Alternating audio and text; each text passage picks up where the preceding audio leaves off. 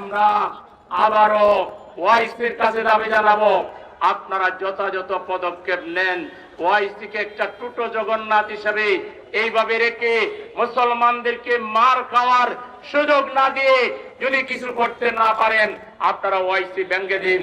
যেসব রাষ্ট্রের মুরাদ আছে তুরস্ক সহ, আপনারা আলাদা নতুন মুসলমানদের জোট গঠন করেন, জিহাদ ঘোষণা করেন। আমরা বাংলাদেশ সহ সারা দুনিয়ার মুসলমানরা জিহাদের জন্য প্রস্তুত আছি। আপনারা কি জিহাদের জন্য প্রস্তুত আছেন?